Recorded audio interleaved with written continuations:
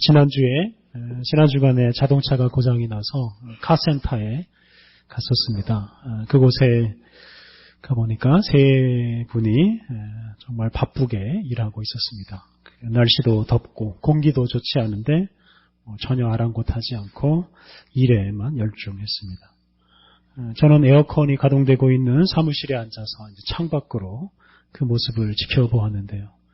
너무 열심히 일을 하니까 제가 좀 미안한 생각이 들 정도였습니다.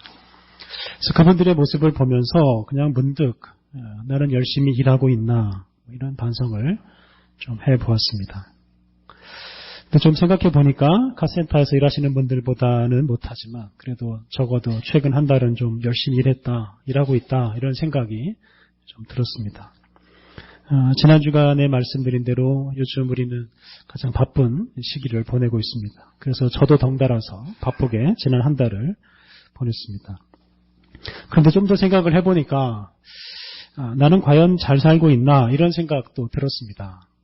열심히 산다고 해서 꼭 잘 사는 것은 아니기 때문입니다.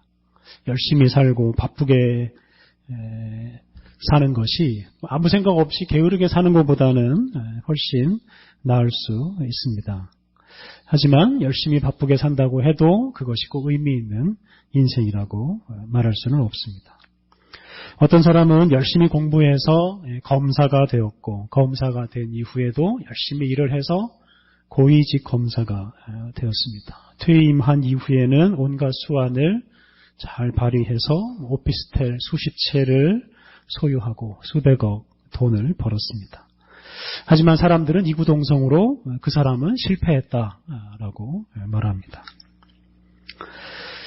또 법을 하나도 어기지 않고도 쉴 틈 없이 바쁘게 살면서 큰 성과를 거둔 사람들 중에도 그 성과에서 의미를 찾지 못하고 오히려 인생의 허무함을 경험하는 일도 사실은 많습니다.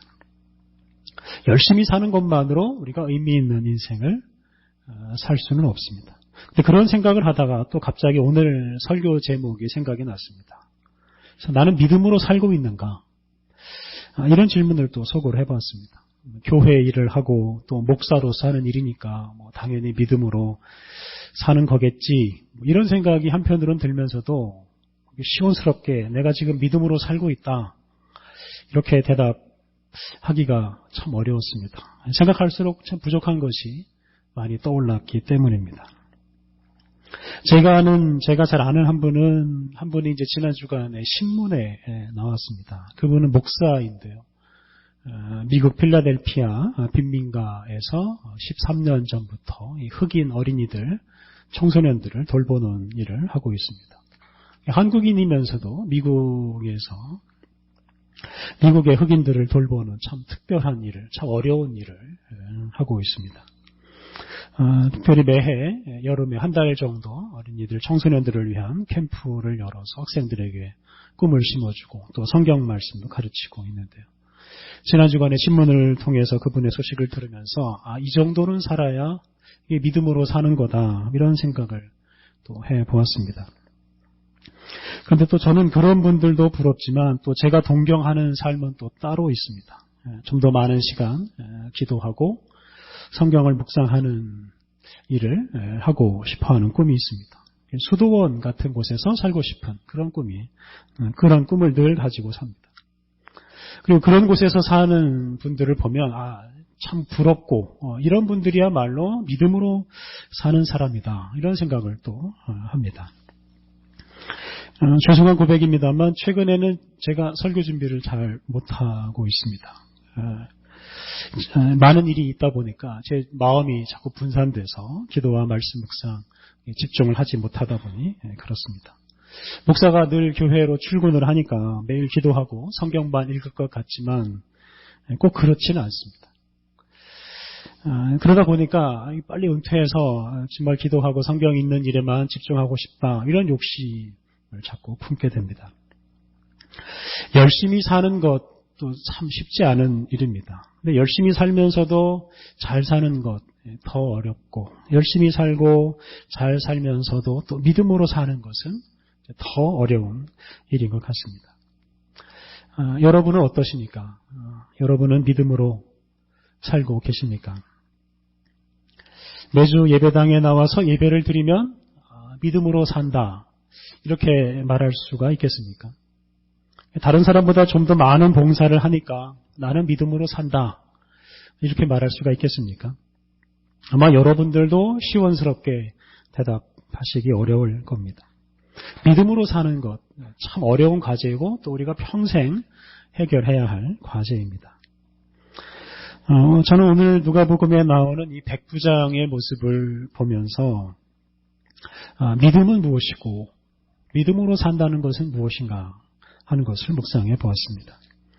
오늘 본문에 나오는 이 백부장은 예수님을 놀라게 할 정도로 아주 큰 믿음을 가진 사람이었습니다. 그런 면에서 이 백부장은 우리 믿음의 모범입니다. 백부장은 지금으로 말하면 이제 소대장 정도에 해당하는 군인입니다. 그 지위가 그렇게 높지는 않은 장교입니다. 나쁜 말로 표현하면 그 당시 유대인들을 괴롭히는 로마 제국 군인의 앞잡이입니다. 이 백부장을 우리식으로 말하자면 일제강점기에 조선 사람들을 감시하고 괴롭히는 그런 순사 헌병에 비슷한 사람입니다. 그런데 본문에 나오는 이 백부장은 이런 일반적인 군인하고는 많이 다릅니다. 이 백부장은 유대인들을 사랑하고 유대인들을 위해서 회당을 지어 주었습니다. 이 회당은 유대인들이 모여서 같이 성경 말씀 읽고 또 공부하는 곳입니다. 성전이 사라진 뒤에 성전 역할을 조금 해주는 그런 곳입니다. 그런데 회당을 지어 주었다는 것은 이 백부장이 유대인들의 종교를 존중했다는 뜻입니다. 그러니까 이 백부장이 유대인들을 사랑할 뿐만 아니라 그들이 살던 방식을 존중하고 또 그대로 살아갈 수 있도록 도와준 것입니다. 이렇게 지배자였던 이 지배자 로마 군인이 식민지 백성들을 사랑하고 그들의 삶의 방식을 존중하는 일, 아주 특별한 일입니다. 그리고 이런 이 백부장의 특별한 사랑, 유대인들에 대한 사랑 때문에 유대인들도 이 백부장에게 특별한 사랑을 베풉니다. 유대인 장로들이 백부장을 예수님에게 소개해주고 백부장의 소원을 들어달라고 예수님에게 요구합니다. 그러니까 지금 이 로마 군인 백부장과 유대인들 사이에는 이렇게 지배하고 지배받는 지배와 피지배자의 관계가 별로 의미가 없습니다. 유대인들에게 백부장은 로마 제국의 앞자리가 아닙니다. 백부장에게 유대인들은 감시나 약탈의 대상이 아닙니다. 단지 이렇게 사랑하는 관계일 뿐입니다. 민족도 다르고 종교도 다르지만 서로 사랑하는 관계로 지내고 있습니다. 백부장의 놀랄만한 모습은 여기에 그치지 않습니다. 백부장이 예수님에게 요구한 것은 죽을 병에 걸린 자신의 종을 고쳐달라 하는 겁니다. 여기서 주목할 것은 백부장이 종을 사랑했다는 겁니다. 그가 사랑하는 종, 그의 사랑하는 종을 예수님에게 고쳐달라고 요구하고 있습니다. 이 당시의 종, 노예는 거의 물건이나 다름이 없습니다. 대개 종이 병들면 괜히 돈만 들어가니까 내다 버리는 경우가 많았습니다. 그리고 건강한 종을 사서 일을 시킵니다. 그런데 이 백부장은 이 병든 종을 버리지 않고 병든 종을 사랑했고 사랑할 뿐만 아니라 병든 종을 살리기 위해서 유대인들을 찾아가서 도움을 요청하고 예수님을 찾아가서 도움을 요청합니다. 자기의 종 때문에 다른 사람에게 부탁을 하는 이런 사람입니다. 백부장이 종을 얼마나 사랑하는지를 우리가 짐작할 수가 있습니다. 지금 이 백부장은 당시 사회의 이런 신분 질서를 초월해서 종과 관계를 맺고 있는 겁니다. 주인과 종의 관계가 아니라 서로 사랑하는 관계를 맺고 있습니다. 백부장의 이런 모습이 참 놀랍습니다. 오늘 우리 시대에도 강대국이 약소국을 무시하고 함부로 침략하는 일이 빈번하고 인종차별이 여전하고 소위 갑질이라는 것이 끊임없이 일어나고 있지 않습니까? 백부장과 같은 사람은 오늘 우리 시대에도 참 놀랄만한 사람입니다. 그런데 좀 더 깊이 생각해 보면 사실은 놀랄 일은 또 아닙니다. 아주 단순하게 생각하면 이 백부장은 그냥 사람을 사람으로 대접했을 뿐입니다. 자기가 상대하는 사람이 로마 사람인지 유대 사람인지 구분하지 않고 그냥 사람으로 보고 존중하고 사랑했습니다. 자기 앞에 있는 사람이 종인지 자유인인지 따지지 않고 그냥 사람으로 보았을 뿐입니다. 저는 이런 모습이 진정으로 이 믿는 사람의 모습이라고 생각합니다. 믿음으로 산다는 것은 착한 일을 하는 것하고는 조금 차원이 다릅니다. 믿음으로 산다는 것은 봉사를 많이 하는 것하고도 차원이 다릅니다. 믿음으로 산다는 것은 말 그대로 믿는 것 아니겠습니까?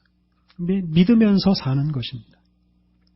사람을 차별하거나 의심하지 않고 사람을 믿는 사람, 그 사람이 믿음의 사람입니다.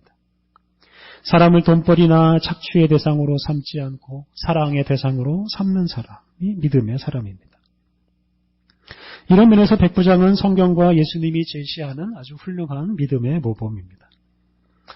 앞에서 말씀드린 대로 당시 사회에서 유대인들에게 로마 군인은 증오의 대상이었습니다. 우리가 일제강점기에 일본 군인들을 좋아하지 않은 것과 같습니다. 유대인들에게 로마 사람은 더러운 이방인이고 가혹한 착취자입니다. 그런데 성경은 지금 이 사람을 믿음의 모범으로 우리에게 제시하고 있다는 것을 우리는 주목해야 합니다. 본문에 나오는 이 백부장은 하나님을 믿는 사람이 아닙니다. 유대교로 개종한 사람이 아닙니다. 이 사람은 그냥 이방인일 뿐입니다. 유대인들은 정말로 철저하게 하나님을 믿는 사람들로 유명합니다. 할례를 하고 안식일을 철저하게 지키고 뿐만 아니라 온갖 규정을 아주 철저하게 지키면서 하나님을 믿습니다. 그런데 이런 사람들에게 더러운 이방인이요 착취자인 로마 군인을 믿음의 모범으로 예수님께서 제시하고 있다는 것, 우리는 주목해야 합니다. 우리식으로 말하면 백부장은 불신자입니다. 성경은 지금 우리들에게 불신자를 믿음의 모범으로 제시하고 있습니다. 우리 자신이 믿음으로 살고 있는지 확인하기 위해서 우리는 가끔씩은 불신자와 우리를 비교하는 경우가 있습니다. 여러분, 우리는 왜 믿는 사람입니까? 다른 사람들은 지금 방에서 TV를 보거나 밖에 놀러 갔지만 우리는 이렇게 예배를 드리고 있기 때문에 우리는 믿는 사람입니다. 다른 사람들은 성경을 읽고 찬송을 부르는데 관심이 없지만 우리는 이렇게 성경을 읽고 찬송을 부르니까 우리는 믿는 사람들입니다. 여기서 좀 더 나가면 어떻게 됩니까? 저 믿지 않는 사람들은 다 지옥 가지만 우리는 천국으로 간다고 생각을 하면서 스스로 위안을 삼기도 합니다. 좀 더 잘 믿어야 되겠다, 이런 다짐을 불신자들에 대한 저주를 통해서 확고하게 하는 경우도 있습니다. 이렇게 우리 자신과 소위 불신자를 비교하면서 우리는 불신자들하고는 다르게 살아가니까 우리는 믿는 사람이다 라고 우리 자신을 평가하고 때로는 그렇게 위안을 삼습니다. 그런데 오늘 우리가 읽는 성경 말씀은 그러지 말라고 권면하고 계십니다. 우리에게 믿지 않는 사람을 지금 믿는 사람의 모범으로 제시하고 있습니다. 우리 생각에 믿지 않아서 지옥에 갈 사람처럼 보이는 사람이 지금 우리의 믿음의 모범이다라고 예수님께서 제시해 주고 있습니다. 믿지 않는 사람들을 정죄하는 것을 우리 신앙생활의 일부로 삼아서는 안 되겠습니다. 그들에게도 얼마든지 본받을 것이 있다는 것을 우리는 늘 염두에 두어야 합니다. 실제로도 그렇지 않습니까? 소위 불신자라고 불리는 사람들 중에도 우리가 본받을 사람들이 참 많습니다. 불신자를 비하하고 불신자를 저주하는 것은 결코 믿음의 사람이 아닙니다. 끊임없이 믿고 끊임없이 사랑하는 것, 그것이 우리 믿는 사람이 해야 할 일입니다. 소위 신자든 불신자든 관계없이 우리가 사람을 차별하지 않고 그 사람을 사랑하고 믿는 것이 우리가 해야 할 일입니다. 신앙생활은 우리 자신이 하는 겁니다. 우리가 다른 사람과 자꾸 비교하고 믿지 않는 사람과 비교하면서 신앙생활을 하려고 하다 보면 신앙의 본질에서 우리들이 멀어지고 맙니다. 다른 사람은 다 놀러 갔지만 나는 이렇게 예배당에 앉아있는 것만으로 믿음 생활을 잘하고 있다라고 착각해서는 안 됩니다. 이어지는 본문을 보면 백부장에게 더 놀랄 만한 모습이 나옵니다. 6절부터 8절에 백부장의 특별한 모습이 나옵니다. 예수께서 함께 가실새 이에 그 집이 멀지 아니하여 백부장이 벗들을 보내어 이르되 주여 수고하지 마옵소서. 내 집에 들어오심을 나는 감당하지 못하겠나이다. 그러므로 내가 주께 나아가기도 감당하지 못할 줄을 알았나이다. 말씀만 하사 내 하인을 낫게 하소서. 나도 남의 수하에 든 사람이요 내 아래에도 병사가 있으니 이더러 가라 하면 가고 저더러 오라 하면 오고 내 종더러 이것을 하라 하면 하나이다. 지금 예수님께서 백부장의 사정을 들으시고 백부장의 종을 고치기 위해서 길을 떠나셨습니다. 그런데 이 백부장이 중간에 자신의 친구들을 보내서 자신은 예수님을 맞을 만한 자격이 되지 않는다라고 고백을 합니다. 그래서 감히 예수님을 만날 수도 없고 감히 예수님을 자기 집에 모실 수도 없다라고 고백을 합니다. 사실은 로마 군인으로서 이 나사렛 출신 목수의 아들을 찾아서 도움을 요청하는 것 자체가 이 당시 로마 군인들에게는 조금 자존심 상하는 일입니다. 당시 사회적인 지위로만 따지자면 예수님은 로마 군인보다 훨씬 아래에 있는 분입니다. 예수님은 동료 유대인들에게도 많은 모욕을 당하며 사시지 않았습니까? 목수의 아들, 나사렛 사람 이런 아주 그 천대하는 용어로 예수님은 무시를 당하셨습니다. 그런데 이 백부장은 예수님을 존경합니다. 자신을 낮추면서 자신은 예수님을 만날 만한 사람도 못 되고 예수님을 자기 집에 모실 만한 사람도 못 된다라고 말합니다. 믿지 않는 사람들이라고 해서 다 예수님을 무시하는 것은 아닙니다. 그들 중에도 우리보다 훨씬 더 예수님을 존경하고 따르려고 하는 사람들이 있습니다. 이 백부장처럼 말입니다. 백부장은 예수님에게 자기 집까지 오지 마시고 말씀만으로 자신의 종을 고쳐달라고 요청을 합니다. 백부장은 예수님에게 말씀만으로도 병을 고칠 수 있는 능력이 있다고 믿었습니다. 이 믿음이 어떤 믿음이겠습니까? 사람을 살리는 것에 대한 믿음, 사람을 구원하는 것에 대한 믿음입니다. 병든 사람이 치유받고 죽어가는 사람이 살아나는 세상에 대한 그런 희망을 믿음으로 표현한 것입니다. 그리고 예수님께서 그런 일을 실현할 분이라고 믿었습니다. 이 예수님께서 감동하십니다. 9절 예수께서 들으시고 그를 놀랍게 여겨 돌이키사 따르는 무리에게 이르시되 내가 너희에게 이르노니 이스라엘 중에서도 이만한 믿음은 만나보지 못하였노라 하시더라. 예수님은 이스라엘 중에서도 소위 잘 믿는다고 하는 유대인들 중에서도 백부장 하나만한 믿음은 보지 못했다라고 말씀하셨습니다. 예수님을 놀라게 한 백부장의 믿음은 어떤 믿음입니까? 보지 않는 믿음, 따지거나 계산하지 않는 단순한 믿음.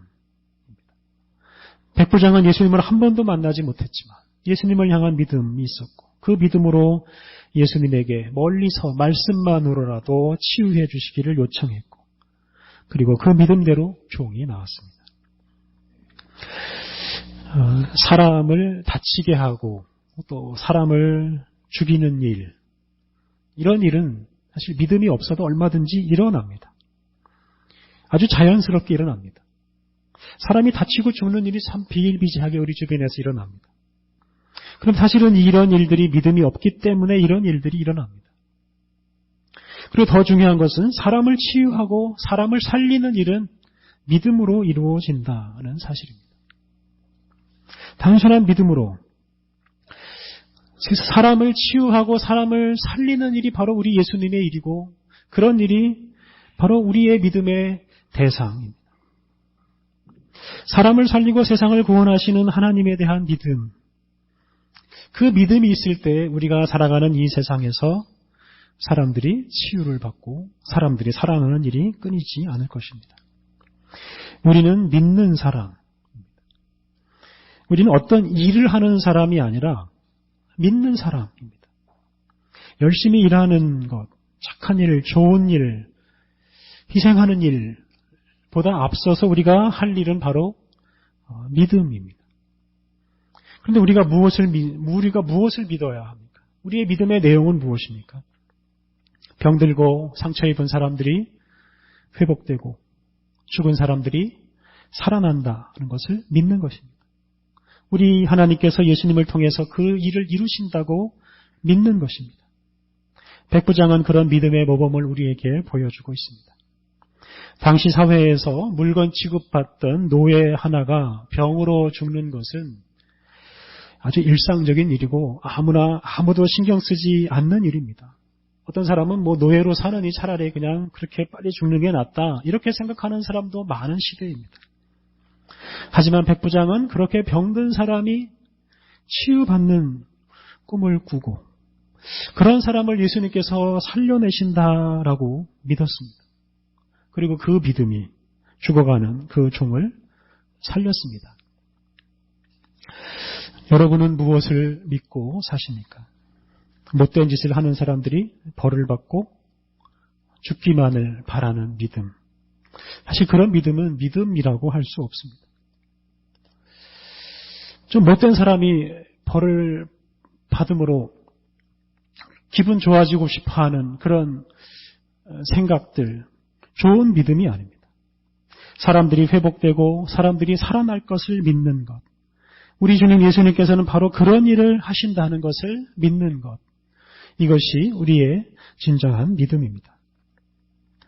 요즘 묻지마 살인이라는 말을 우리가 자주 듣고 그것 때문에 우리가 무서워하고 있습니다. 그런데 우리는 묻지 않고 사람을 믿는 사람들입니다. 내 앞에 있는 사람이 어떤 사람인지 따지지 않고 내 앞에 있는 사람이 어떤 일을 하는 사람인지 따지지 않고 묻지 않고 믿는 사람이 바로 믿음의 사람입니다. 우리 앞에 있는 사람이 어떤 사람인지 묻지도 않고 따지지도 않고 그 사람이 회복되고 그 사람이 살아날 것을 믿는 것, 예수님께서 그 사람을 살려주실 것을 믿는 것, 이것이 진정으로 우리가 가져야 할 믿음입니다. 우리가 이렇게 모여서 예배하고 원룸 축제를 하고 청년들을 위해서 학사를 마련하고 개관하는 것, 다 그런 믿음 때문이 아니겠습니까? 다른 측면에서 말하자면 우리 예수님께서 상처 입은 사람들을 치유하시고 죽어가는 사람들을 살리신다는 믿음이 있고 또 위기에 처한 청년들에게 힘을 주시고 용기를 주신다는 믿음이 있기에 우리가 이렇게 예배하고 원룸 축제를 개최하고 학사를 개관하고 봉사하는 것입니다. 우리 예수님은 세상에 오셔서 모든 사람들을 믿어주시고 모든 사람들을 사랑하시고 그 사람들을 치유하시고 살리셨습니다. 세리, 창녀, 나 환자, 가난한 사람, 부자, 과부 따지지도 않고 묻지도 않고 다 믿어주시고 사랑해 주셨습니다. 심지어 당신을 죽이는 사람들까지 용서하시고 사랑해 주셨습니다. 우리는 그런 예수님을 믿는 사람들입니다. 그리고 우리가 그러한 믿음을 확고히 할 때 우리의 가정에서, 우리의 일터에서, 우리의 삶의 현장에서 치유와 생명의 역사가 일어날 것입니다. 믿음으로 사는 것은 참 어려운 일입니다. 그런데 그건 사실은 일이 아닙니다. 말 그대로 믿음입니다. 모든 사람들을 차별하지 않고 믿는 것. 상처는 반드시 치유되고 회복된다는 것을 믿는 것. 사람을 살리시고 구원하시는 예수님을 믿는 것입니다.